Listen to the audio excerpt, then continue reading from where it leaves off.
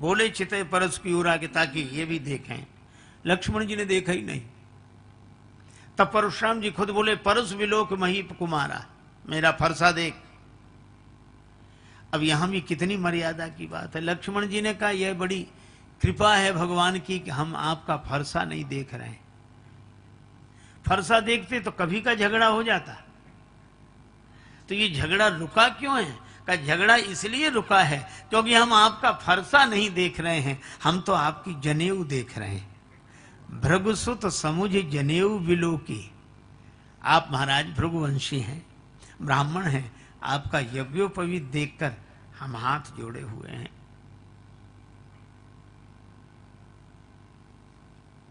अब तो परशुराम जी ने कहा कि तुम मुझे साधारण ब्राह्मण समझते हो? कटुवादी बालक वध जोगो। फरसा उठाया। लक्ष्मण जी बोले समझ गया, दर्जा 2 का भी गणित आपको नहीं आता है। कहा कैसे? कहा गणित में भी कुछ अंक काटने पड़ते हैं। एक सवाल होता है भाग, और भाग के 3 विभाग, भाजक, भाज्य, भजन फल। भाजक के द्वारा भाज्य को विभाजित करते हैं, दाईं ओर भजन फल अंकित होता है। कभी कभी भाग लगाते लगाते अंत में शेष बच रहता है। ये शेष क्यों बचता है? परशुराम जी बोले कटता नहीं है। लक्ष्मण जी बोले जब गणित का शेष नहीं कटता तो ये पाताल का शेष कैसे कट जाएगा जो फरसा ले लेकर आप मेरी। काल है भाजक, सृष्टि है भाज्य, और काल भी जिसको नहीं काट पाता है। नैनम छिंदंती शस्त्राणी नैनम दहति पावका। स्वामी राम तीर्थ जी बोलते थे मौत की भी मौत आएगी जब मेरी मौत आएगी। राम जी मुस्कुराए, परशुराम जी ने उधर फरसा दिखाया। लक्ष्मण जी बोले हिंदी भी नहीं आती। ज्ञान अखंड एक सीता भर, अखंड का जो खंड करना चाहे। राम जी ने लक्ष्मण जी को डांटा, पर कैसे? आंखों से। नैन तरे रे राम। अच्छा हमारे लक्ष्मण जी इतने बढ़िया हैं कि 2 आदमी में अगर वाद विवाद हो रहा, अगर एक को रोक दो तो उस समय नहीं रुकता वो। हम तो ही कह रहे, उनसे कुछ नहीं कह रहे। लेकिन लक्ष्मण जी से कहा, राम जी ने आंख दिखाई, बैठ गए। तुम कहो तो बोलेंगे, तुम कहो तो चुप बैठे। देखो जैसे अपने कमरे में 2 चीजें लगी होती हैं, एक सीलिंग फैन और एक बल्ब, और दोनों का स्विच अपने हाथ में है। बल्ब को जलाया, जल गया, बुझाया, बुझ गया। और पंखा स्विच ऑफ भी कर दो तो भी ये बंद नहीं होता, 10-20 चक्कर लगा के ही बंद होता है। चक्कर में पड़े बिना मान नहीं सकता। इन अभिमानियों का स्विच भी भगवान के ही हाथ में है, लेकिन ये 10-20 चक्कर लगाए बिना मान ही नहीं सकते। चक्कर में पड़े हैं। अच्छा एक और अजीब बात, कई बार पंखे चलते भी नहीं है। रेलगाड़ियों में अक्सर देखते हूं पंखे नहीं चल रहे हैं। स्लीपर में एक सज्जन कह रहे थे कंघा है, कंघा। दोनों भाई कंघा तो नहीं है, हम नहीं रखते। लेकिन हम कहा तुम क्या करोगे, तुम बाल तो, बोले बाल नहीं। फिर बोले पंखा नहीं चल रहा है, वो कंघे से चलाते हैं तब चलता है। तो कुछ भक्त तो भगवान के ऐसे होते हैं कि तुमने जलाया जल गए, तुमने बुझाया बुझ गए। और कुछ देहाभिमानी पंखे की तरह ये बंद नहीं होते, इन्हें बंद होना पड़ता है। तो लक्ष्मण जी बल्ब की तरह हैं, जलाया जल गए, बुझाया बुझ गए, शांत बैठे। राम जी आए, हे महाराज इस बालक पर कृपा करो। परशुराम जी क्रोध में थे, ये बालक है? राम जी बोले यह भी पूछ लो कितना छोटा बालक है। सूध दूध मुख करिए न कोहू, ये शुद्ध दुधमुहा बच्चा है।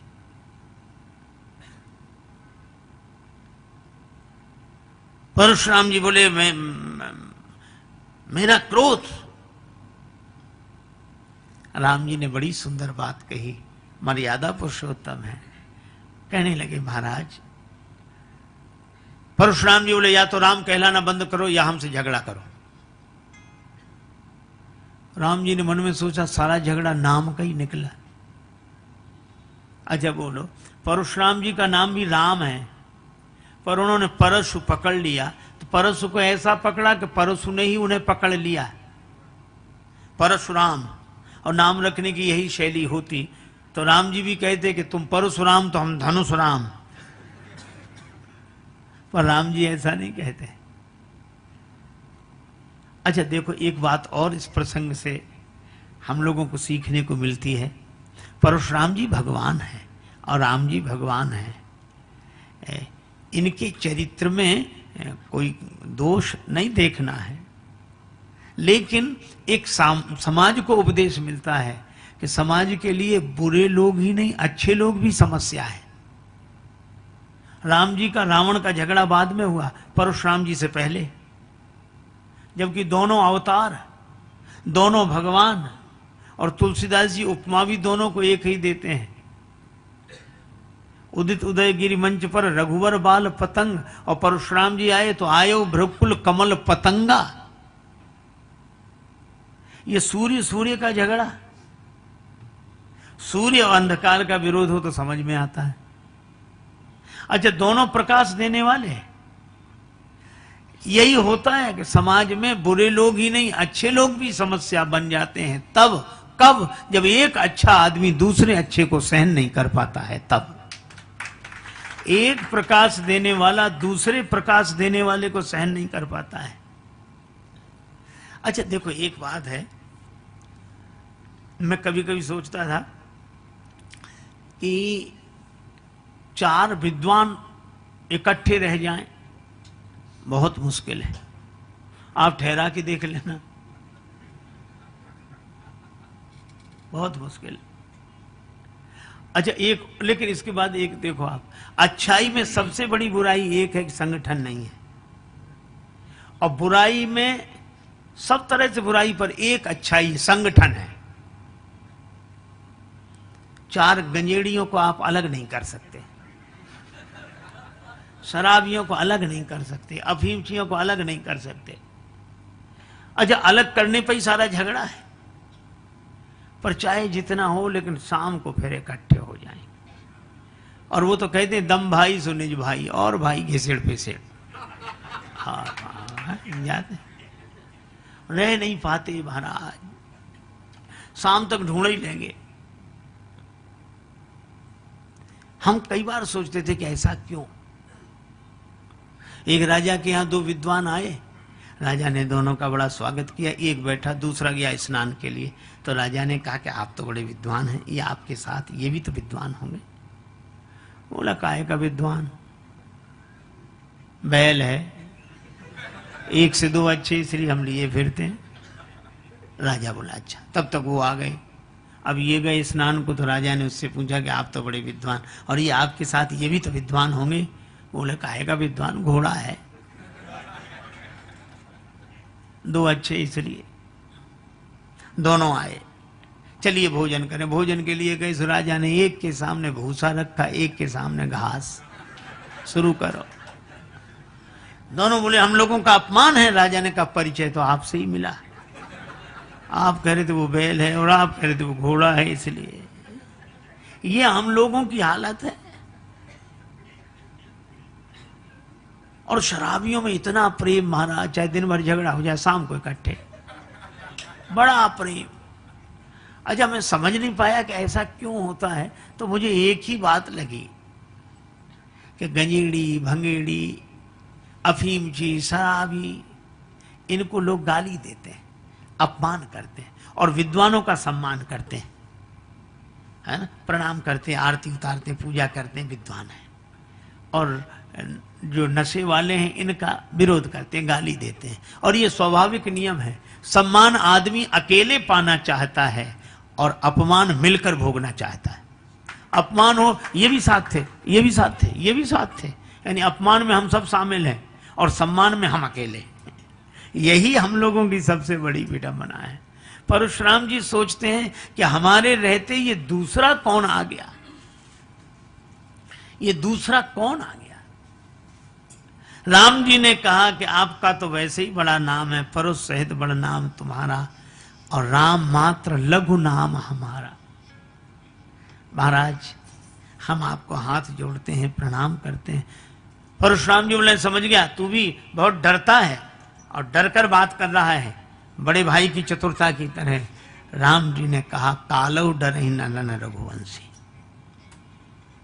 लेकिन आप ब्राह्मण हैं, हमारी यह मर्यादा है, हम ब्राह्मण का सम्मान करते हैं। परशुराम जी बोले मेरा क्रोध शांत नहीं होगा जब तक फरसा न चले। राम जी ने सिर झुका दिया, तो चलाओ फरसा। कर कुठार आगे यह शीशा, अब फरसा ही न चले। और जब फरसा तो तब चले जब हाथ चले।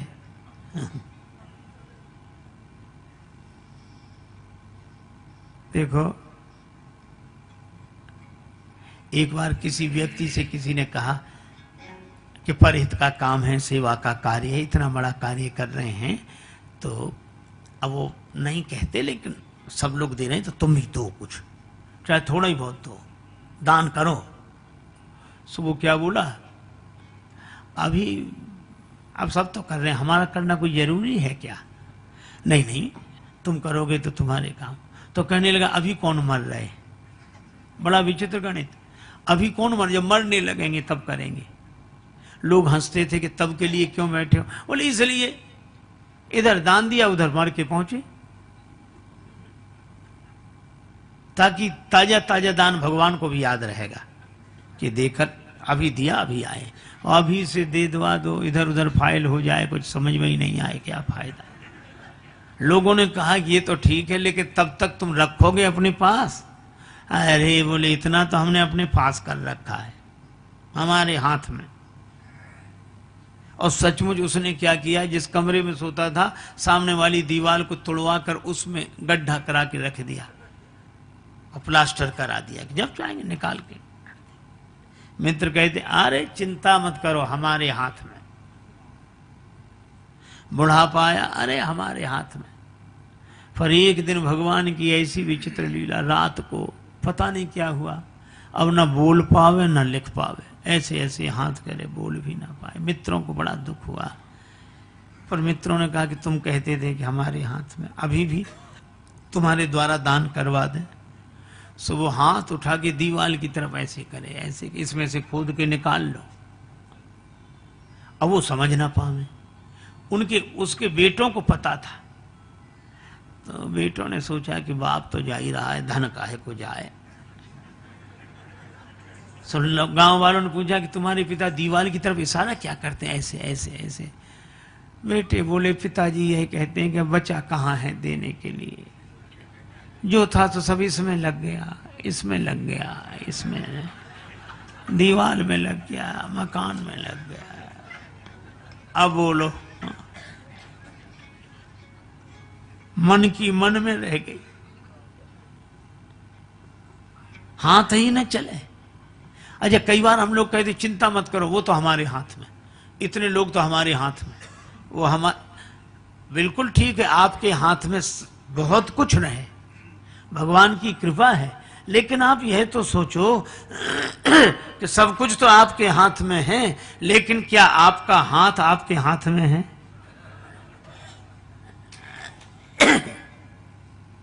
देखो, घड़ी सबके हाथ में है ना? घड़ी सबके हाथ में है, लेकिन घड़ी किसी के हाथ में नहीं। किस घड़ी क्या हो जाए, हम सोचते हैं कि हमने हाथ में घड़ी बांध रखी है, जबकि घड़ी ने ही हाथ बांध रखा है। घड़ी घड़ी चल यह घड़ी कहती यही विनीत, मूर्ख तेरे जन्म की एक घड़ी गई बीत। गाफिल तुझे घड़ियाल ये देता है मुनादी, कि गर्दू ने घड़ी उम्र की एक और घटा दी।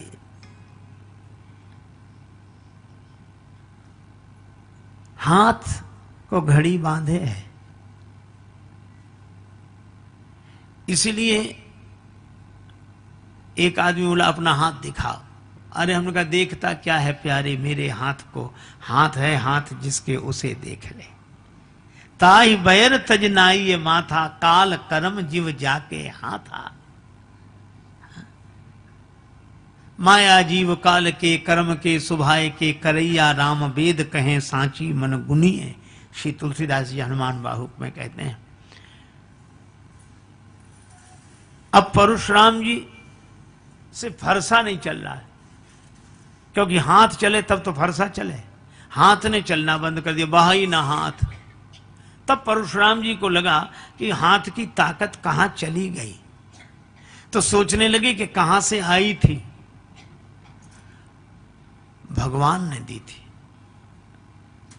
तो ये कहीं सामने भगवान ही तो नहीं खड़े।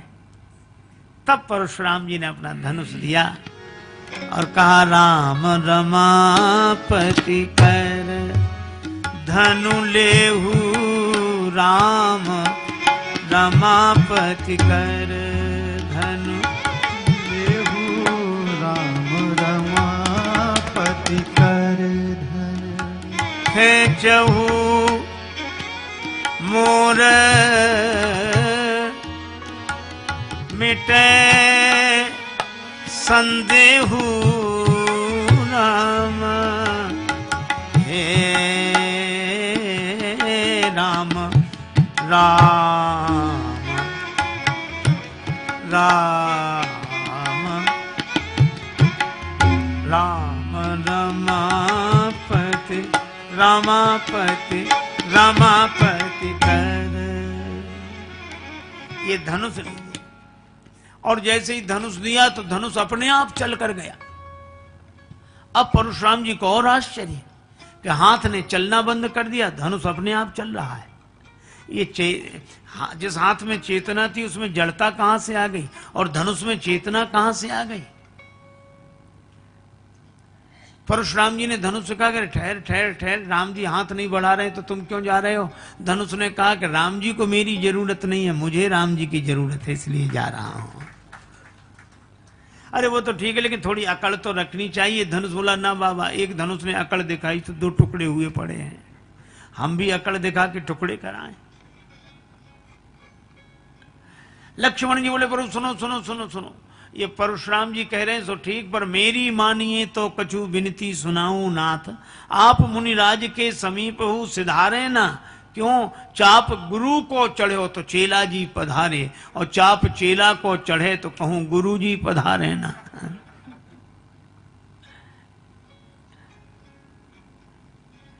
राम जी ने कहा सो तो ठीक है, आने दो। धनुष आया। अब परशुराम जी बोले, परशुराम मन विस्मय भयऊ कि ये कैसे परिवर्तन हुआ। तब बड़ी सुंदर बात श्री लक्ष्मण जी ने कही कि परशुराम जी महाराज आगे देख लो, ये कौन खड़े हैं। कहा कौन। कहा कि जो चेतन कहां जड़ करई जड़ ही करई चैतन्य, अस समर्थ रघुनायक कहीं भजे ही जीवते धन्य। ये चैतन्य को जड़, जड़ को चैतन्य बना देने की शक्ति रखने वाले सर्वशक्तिमान परमात्मा है श्री राम। लेकिन आपके आगे हाथ इसलिए जोड़ रहे हैं क्योंकि यह लोक मर्यादा की स्थापना के लिए आए हैं। लोक मर्यादा का आदर करते हुए यह अपने जीवन की लीला प्रस्तुत कर रहे हैं। तब परशुराम जी प्रभाव जान गए और राम जी ने कहा कि अब इस धनुष पर यह बाण तो चढ़ा, इसका लक्ष्य। परशुराम जी ने कहा कि राम जी, एक तो मेरी जो गति है मन के समान उसे सुरक्षित रहने दीजिए, इस बाण से मेरे पुण्य नष्ट कर दीजिए। पुण्य? लक्ष्मण जी ने कहा पाप क्यों नहीं नष्ट कराते हो। परशुराम जी बोले पाप तो राम जी के दर्शन से ही नष्ट हो गए, अब पुण्य ही बचे हैं, तो इन पुण्यों का अभिमान मेरे जीवन में न रहे। और तब भगवान वैसे ही करते हैं। और कई जय जय जय रघुकुल केतु, रघुपति गए बन ही तप हेतु। श्री लक्ष्मण जी की भी वंदना की, अर्थात गुरु वंदना भी, भगवत वंदना भी। उसके बाद तपस्या के लिए वन में परशुराम जी महाराज गए। अब इससे लाभ यह हुआ, यह लीला भगवान परशुराम ने की और राम जी ने की, पर जितने ही हल्ला मचाने वाले लोग थे, ओ ऐसा करो और वैसा करो और वैसा, एक के आने से ही सब ठीक हो गए और वह एक ही वातावरण शांत हो गया। यह है राम जी सब सहन करते हैं। और सबसे बड़ी बात यह है कि भगवान वे जो सब कुछ सहन कर सकें, सह सकें। एक आदमी बिल्कुल दुबला पतला है, एक बार हमारे पास आया, कहने लगा महाराज आज उनसे झगड़ा हो गया, वो तो आपके पास आना था इसलिए आ गए, नहीं आज प्रलय हो जाती। और उनसे भी लोग कह रहे हैं कि किन से उलझे हो, प्रलय हो जाती, किन से उलझे हो, किन से। हमने कहा कि रहने दो, का अरे महाराज हो ही नहीं सकता। तीसरे और पिट कर आए थे, तीसरे दिन बोले कि हमने उन्हें क्षमा कर दिया। हमने मन में सोचा कि क्षमा न करते तो क्या करते तुम उनका। अरे ये क्षमा करना तुम्हारी मजबूरी है, महानता नहीं है। क्षमा सो होती उस भुजंग को जिसके पास गरल है। भगवान सर्वशक्तिमान और वे क्षमा करें तब बात है। भगवान सब सह जाते हैं, सह लेते हैं। अच्छा देवता भी जय बोलने के लिए हमेशा तैयार रहते हैं, लेकिन यहां नहीं बोले, बोले ही नहीं। जब तक परशुराम जी रहे नहीं बोले। कहा अब तो परशुराम जी प्रार्थना कर रहे हैं, बोले वो तो ठीक है लेकिन मूड का कोई ठिकाना नहीं, कब उधर से इधर देखने लगे। जब परशुराम जी चले गए तब देवन दीनी दुंद भी प्रभु पर बरसें फूल, हर से पुर नर नारी सब मिटी मोहमय शूल।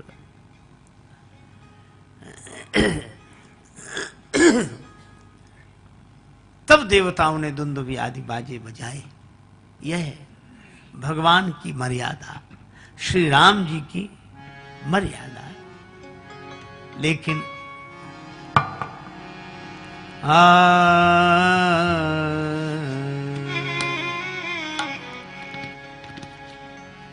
भगवान श्री कृष्ण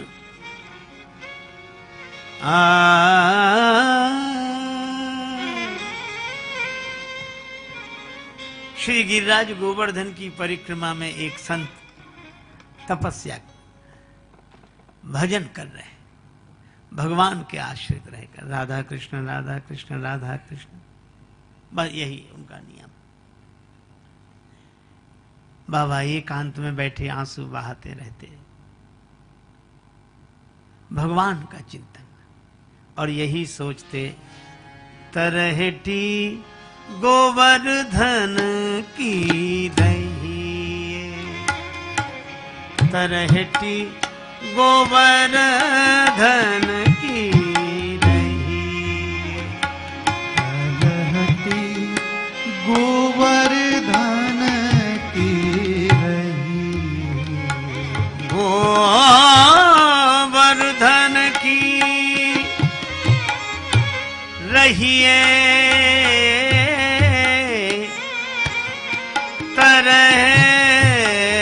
तरहटी गोवर्धन की तरहटी गोवर्धन की रही, नित प्रति मदन गोपाल लाल के चरण कमल चित लइए, गोवर्धन की रही तरहटी गोवर्धन की तरहटी गोवर्धन की रही, सात कोस की दे परिक्रमा, गोविंद कुंड में नहाइए, रसिक प्रीतम हित चित की बातें गिरधारी जूसों कहिए,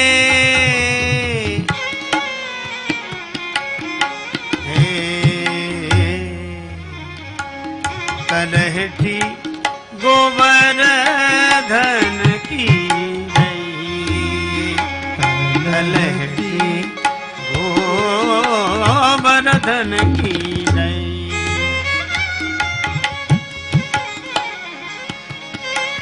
गोवर्धन की रही।